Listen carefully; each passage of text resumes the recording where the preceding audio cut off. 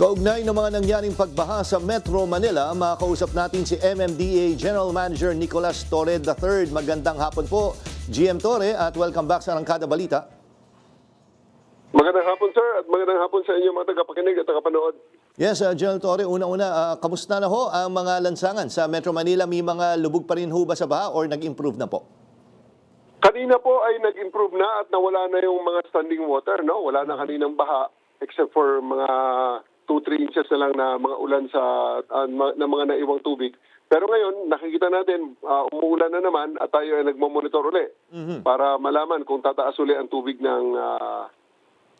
dito sa ating mga lansangan. Oh, and General Torre, saan ho yung naitala natin na pinakamalalim? Saan bahagi po ba? Quezon City, Las Piñas, saan po ba?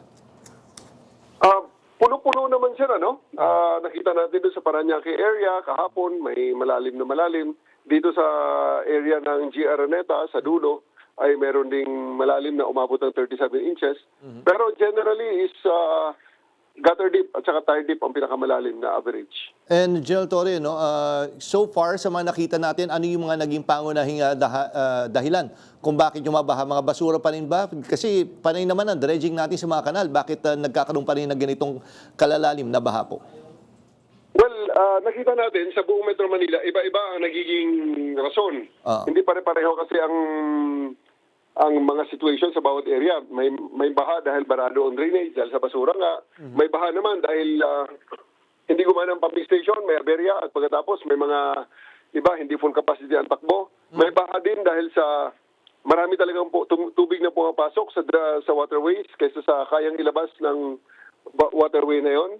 At mga nitong nakarang araw talaga, isa talaga sa pinakamalaking factor as of yesterday ng gabi, ang naitala nating rainfall is nasa 302 millimeters, 30.2 centimeters. So, yun ang bumagsak sa loob ng 2 araw. Kaya medyo talagang umabot sa punto na overflow talaga sa mga major creeks natin. Oo nga po, bubuti na rin nga lang po. Bagamat ilang araw na tayo inuulan, ay hindi naman ito tuloy-tuloy. Nagkakaroon ng tumitigil ito ng ilang oras, then uulan ulit. Kung hindi, kung ito ay tuloy-tuloy talaga, ay talagang mas malalim na baha ang ating aasahan. Tama po? Opo, yan nga po ang isa nating tinitingnan ngayon dyan. At inaabangan natin ngayon dahil may na-observe naman tayong pagbaha sa southern part ng Metro Manila. So, abang ulit tayo. Opo, General Torre, ilang pumping stations ho ba ang gumagana during sa mga ganitong klaseng sitwasyon po? 73 pumping stations meron tayo. Ito ay lahat naman gumagana. No? Pero sa isang pumping station maraming motor. At ang mga motor, salit-salitan yan. May tumatakbo, may naka-downtime para sa clearing. Tapos pag okay na uli, iba na naman ang mag-clearing. Tapos downtime na naman. Tapos may time din na sabay-sabay lahat yan. Pag yung talagang malakasan ang buhos ng tubig. At tuloy-tuloy din ang operation ng lahat ng motor. Maximum capacity tayo. Opo. And General Torre, maitanong ko naman sa inyo yung tungkol sa nangyaring pag-collapse ng pader dyan sa may EDSA Ayala northbound dun sa subdivision po, dyan sa may Forbes. Ano yung nangyari doon? Ano yung nag-cause? Bakit nag-collapse po yun? At ano ang plano ng MMDA tungkol doon? Well, i-imbestigahan natin Kasi ang nakita natin, double wall.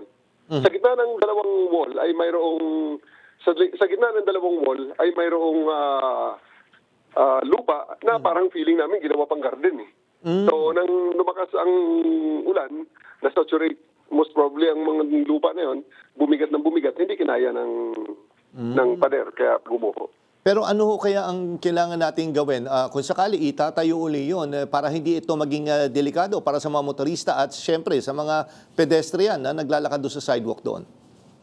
Ang tinitingnan nga natin, baka yung iba pang mga katabi ng wall ay ganun din kahina. Kaya mas ayusin natin at baka i-demolish pa nga natin kung i-recommenda pa natin for demolition yan kung public hazard. Pero pag ganun po, sir, ano yun? Sino makikipag-coordinate dun sa subdivision? MMDA po ba? Or I-check muna natin kasi inimbestigahan pa nga ng DPWH whether it is a private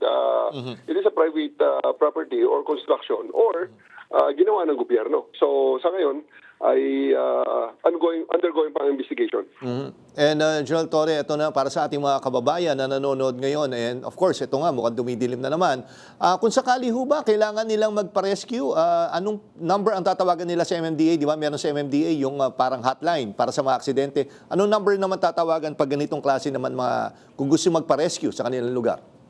MMDA 136 po, together with the 911, ay pwede silang tumawag para makahingi ng tulong sa gobyerno. Okay, then huling tanong na lang po, ano ho ang panawagan natin sa mga kababayan natin at ano yung mga plano na natin para kumbaga ma-minimize yung mga epekto ng baha sa Metro Manila? Well, mga kababayan, ay patuloy tayong magbantay at tingnan natin ang ating mga advisories sa MMDA sa MMDA Facebook page at sa iba pang mga social media platforms namin. Nagbibigay kami ng regular na updates. Kinoconsolidate namin ang mga updates ng Pag-asa, ng iba pang mga ahensya para makita ng ating mga kababayan. At sa ngayon, mag-ingat at laging mapagmatsyag at kung may kailangan na tulong, 136 lang po ang tawagan. Okay, nako, maraming salamat po, MMDA General Manager Nicolas Torre III. Mabuhay kayo, sir, at mag-ingat po. Maraming salamat din po, sir.